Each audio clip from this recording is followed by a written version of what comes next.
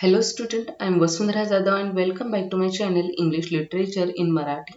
And today we will discuss about the lost generation. This is the American term, and let's see about what is the lost generation. The term the lost generation, we discuss about that because it is very important and it is a turn of literature in American history.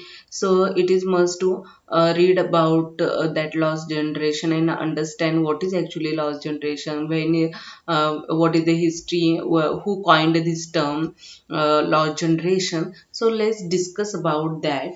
The lost generation was the social general cohort and that came of age during World War First.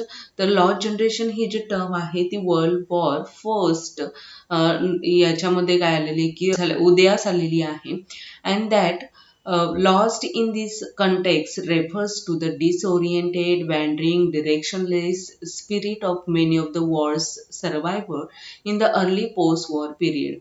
तर early post war period मध्ये जेव्हा युद्ध झालं त्यावेळी जे war सर्वायव्हर्स होते त्यांचं जे माइंड होतं ते कसं झालं की डिसओरिएंटेड म्हणजे एकदम दिशा नसणारे, दिशाहीन झालं, वँडरिंग भटकायला लागले आणि डिरेक्शनलेस म्हणजे कुठल्याही प्रकारची म्हणजे त्यांच्या जगण्याला दिशाच उरलेली नव्हती. And that is the early post-war period. And the term is also particularly used to refer to the group of American expatriate writers that living in Paris during 1920s, particularly used to refer to the group of American expatriate writers living in Paris during the 1920s. Gertrude Stein is credited with the coined the term, and it was subsequently popularized by the Ernest Hemingway, who used it in the epigraph of his 1926 novel The Sun Also Rises. We will discuss in next slide. And you are all a lost generation, and that time the lost generation term was first coined by Gertrude Stein, and then it was popularized by Ernest Hemingway, and he used that lost generation term in his novel The Sun Also Rises in 1926. Let's see next. 1920s, this decade was known as the second renaissance. So what is actually happened in those around in 19th century, that an examination of the economic and social development of the 1920s and shows that it was the era which opened with the violent strikes, and as a result of this decade was known as the period of renaissance. And during this period materialism was in practice and in force, and at the other side degeneration was seen. So also the effect of the First World War were seen, experienced and criticized. So what is actually happened, 1920 मध्ये जेव्हा हे जे decade आहे ह्या 10 वर्षांमध्ये हे एक second रेनिसान्स म्हणून ओळखलं जातं. रेनिसान्स म्हणजे की एक क्रांती म्हणून ओळखलं जातं. का तर इकॉनॉमिक अँड सोशल डेव्हलपमेंट यामध्ये झाली होती आणि या इराला म्हणून काय म्हटलंय की सेकंड रेनिसन्स म्हटलंय. आणि या इरामध्ये म्हणजे या युगामध्ये विथ व्हायलंट स्ट्राईक्स ह्याच्यामुळं युद्धानंतर परिस्थिती पूर्ण बदलली होती आणि त्याच्यामुळे काय झालं की व्हायलंट स्ट्राईक्स एक तर अशी सिच्युएशन झाली होती की अमेरिका स्वतंत्र झाली, त्यांच्या ज्या कॉलनीज आहेत त्यांना फ्रीडम मिळालं म्हणून ते हॅपी होते and they feel that we are free now, आणि आता मी फ्री आहोत, आम्ही काहीही करायला तयार आहोत अशी त्यांची कंडिशन झाली होती. आणि इकॉनॉमिक अँड सोशल डेव्हलपमेंट त्याच्यामुळे होत होती आणि त्याच दरम्यान काय आलं की that opened with a violent strike, and as a result this decade was known as the period of renaissance, obviously. And during this period materialism was in a practice and in a force, आणि मटेरियलिझम वाढलं होत म्हणजे भौतिकवादावरती जास्त लोकांचा विश्वास बसू लागला. And at the other side degeneration was seen. So also the effect of the First World War were seen, experienced and criticized. आणि मग त्याच्यामुळे काय होऊ लागलं की हे जे पहिलं जे वर्ल्ड वॉर झालं होतं, पहिलं महायुद्ध जे झालं होतं, त्याच्यामध्ये काय झालं की एक अनुभव आणि क्रिटिसाइज्ड आणि त्यांना क्रिटिसाइज सुद्धा केलं जाऊ लागलं. कारण ते जनरेशन होतं की ते ट्रॅडिशनला मानणारं नव्हतं. They are thinking about something new आणि न्यू जनरेशनला मानणारं असं होतं आणि ट्रॅडिशन त्यांना नको होतं आणि they feel that we are free. And त्याच्यामुळे काय झालं की हे जनरेशन वेगळंच त्यांचं थिंकिंग झालं होतं. ना all the while the younger generation asked openly, आणि मग हे यंगर जनरेशन विचारायचं की that very young people really so wild, म्हणजे हे जे यंग पीपल आहेत ते खरोखरच वाईल्ड आहेत का? Was there really younger generation problem? हे खरंच यंगर जनरेशनचा प्रॉब्लेम होता का? And the answer of these questions was yes और नो. एस किंवा नो मध्येच हे आन्सर होतं की यंग जनरेशन जे आहे खरोखरच वाईल्ड होतं का, किंवा हे फक्त यंगर जनरेशनचाच प्रॉब्लेम आहे का? हे असे क्वेश्चन्स होते. And the younger generation seemed so wild, irresponsible, immoral in social behavior, and it was exhibition of the degeneration of Zaz. It's mean mad youth. आणि झॅज एज काय झालं की सुरू झालं, आणि म्हणजेच काय मॅड youth. तर का सुरू झालं? कारण यंगर जनरेशन जे होतं that younger generation wild, irresponsible, immoral in social behaviour असं होतं. म्हणजे ते खूप बेजबाबदार होतं आणि इमॉरल होतं आणि रेकलेस होतं. तर याच्यामुळे काय होऊ लागलं की त्यांना सोशल बिहेवियर त्यांचं बरोबर नव्हतं. म्हणजे त्यांना फक्त पार्टीजला जाणार, क्लब्सला जाणार आणि नुसते सुसाट रस्त्यावरून स्पीडी एकदम कारने जाणार आणि चालवणार, आणि त्याच्यामुळे त्यांना कुठलाही जबाबदारी राहिली नव्हती. Even they are not thinking about their families also. They became very selfish, and they think about their own mind only, and they were not thinking about families and their society. त्यांनी सोसायटीबद्दल thinking त्यांचं कमी झालं. Even त्यांच्या फॅमिलीबद्दल सुद्धा ते विचार करत नव्हते.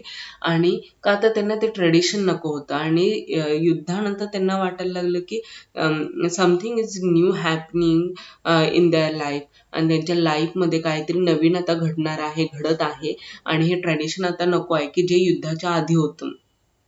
त्यामुळे ते सोसायटीतले जे ओल्ड पीपल होते, जे ट्रेडिशन फॉलो करत होते, त्यांना ते त्यांचं ऐकत नव्हते किंवा त्यांना रिबेल करत होते, आणि त्यांना एक नवीन काहीतरी हवं होतं. युद्धानंतर त्यांचं नवीन लाईफ त्यांना स्टार्ट करायचं होतं.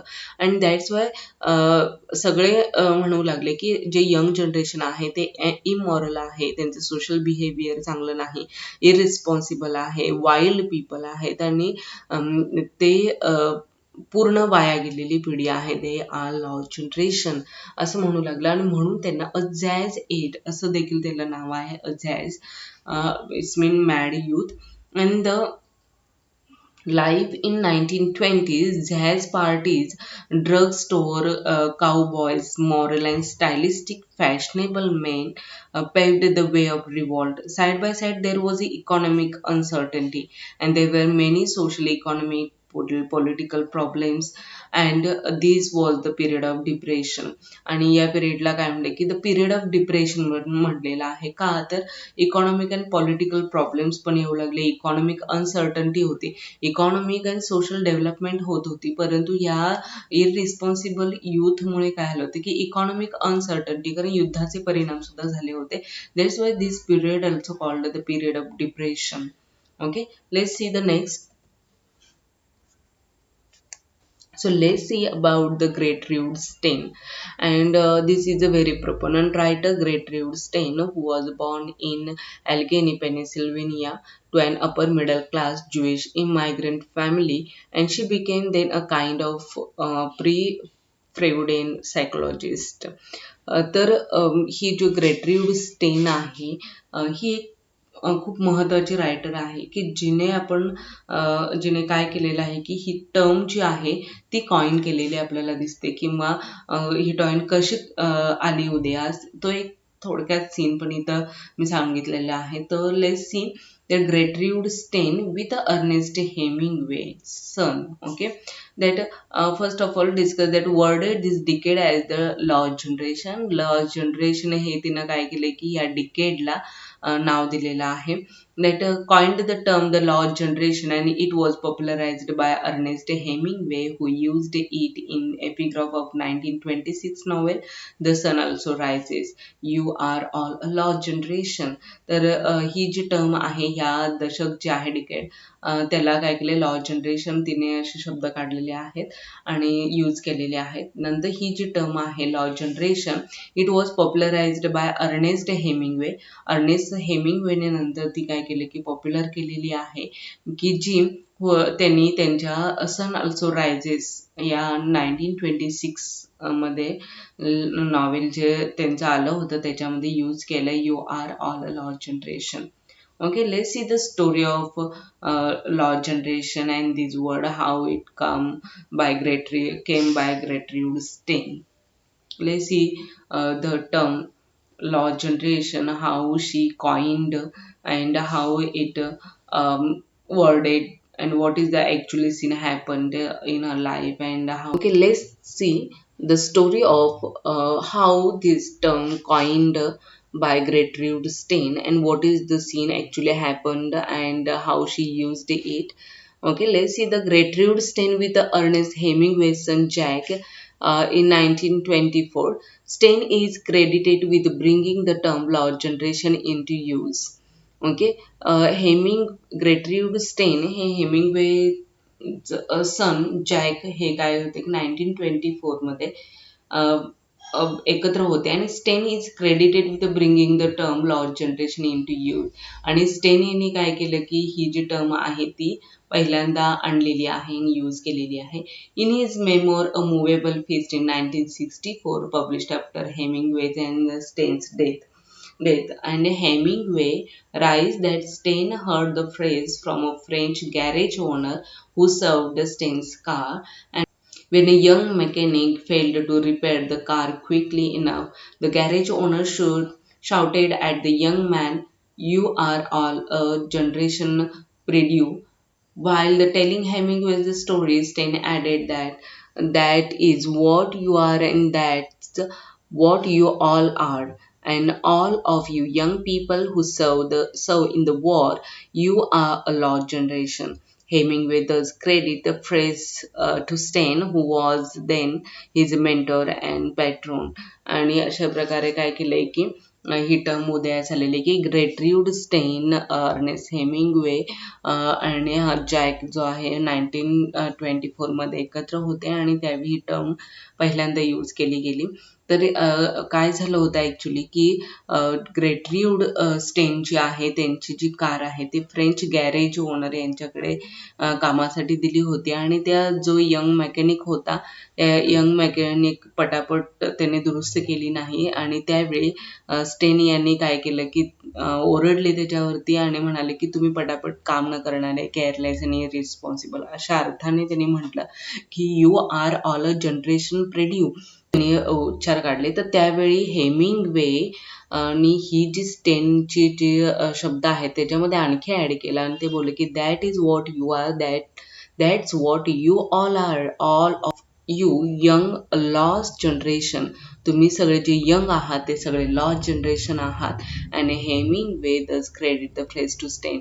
आणि हेमिंग्वेने ते क्रेडिट कोणाला दिलं तर स्टेनला दिलं आणि त्यांनी ही कन्सेप्ट जी आहे किंवा हे जे वर्ड्स आहेत all of you young lost generation ही कन्सेप्ट जी आहे ती काय केली की द सन ऑल्सो रायझेस मध्ये यूज केली 1926 मध्ये and then it was popular in those days and till now also. Okay,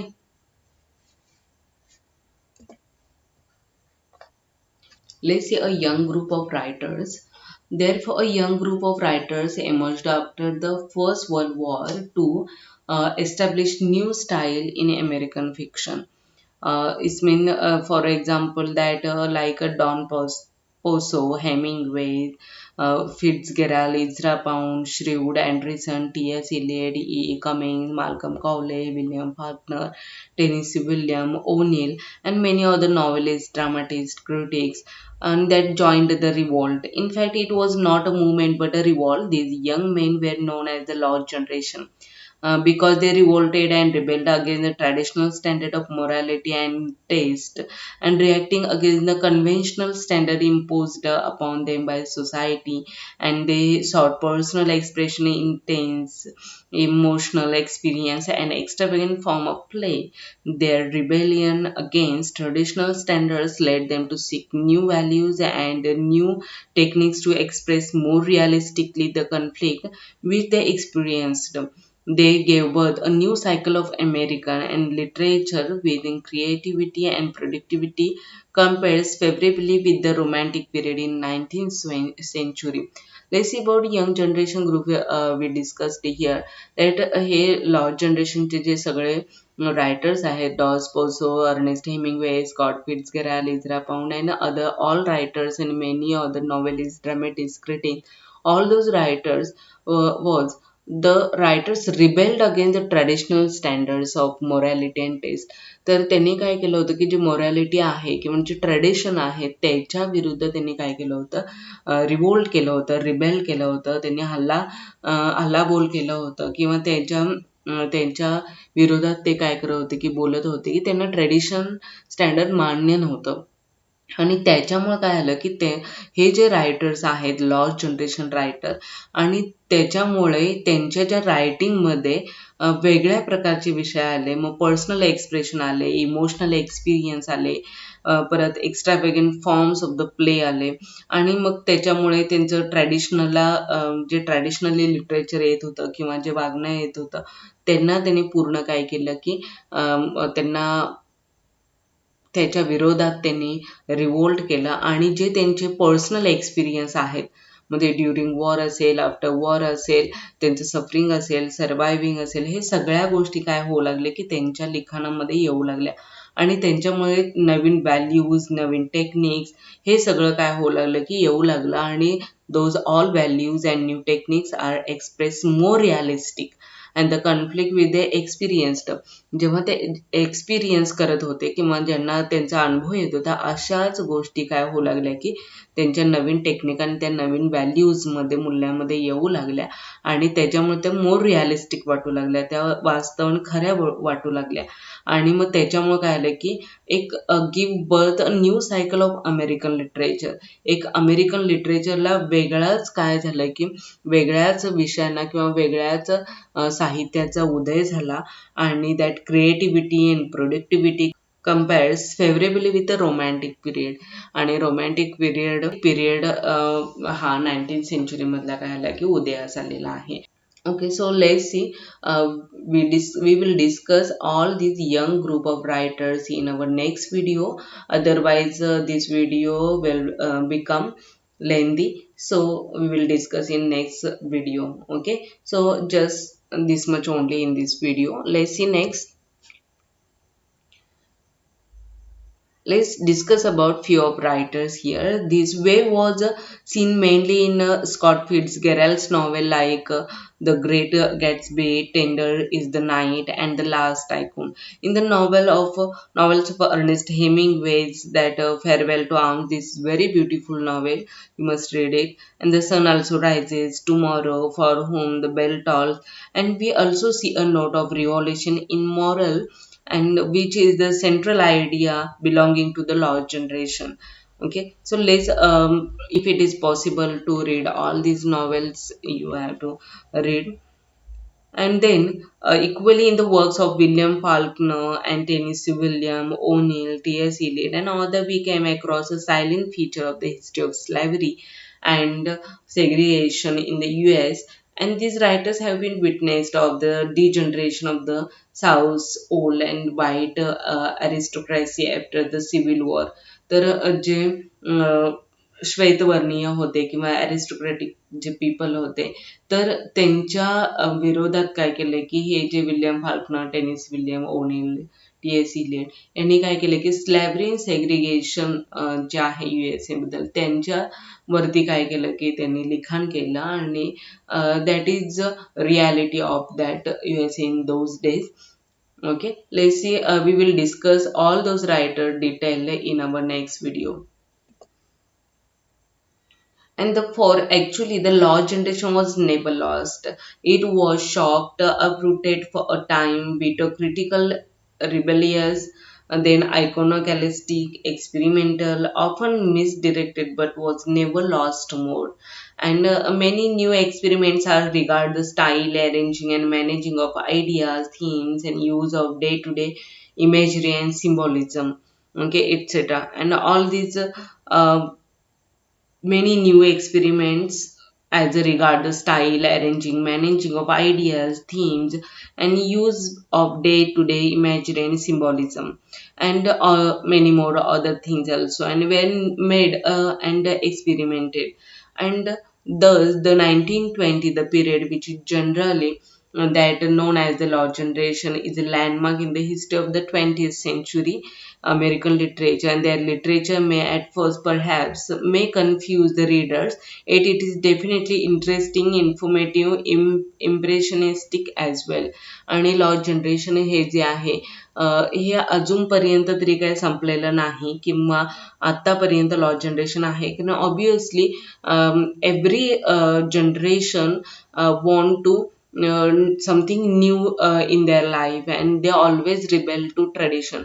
आणि प्रत्येक जनरेशन हे काय करत असतं की त्याचे जे ट्रॅडिशनल जे व्हॅल्यूज आहेत त्यांना अपोजच करत असतं, आणि त्याच्यामुळे प्रत्येक येणारी जी नवी पिढी आहे ती नेहमीच रिबेल करत असते आणि त्यांचे व्हॅल्यूज ते ठरवत असतात. म्हणून लॉ जनरेशन ही जी कन्सेप्ट आहे ही अजूनपर्यंत संपलेली नाही, ती संपणार देखील नाही, कारण ती सतत काय होणार आहे की होतच राहणार आहे. प्रत्येक पिढी हे नवीन काहीतरी ठरवत असणार आहे.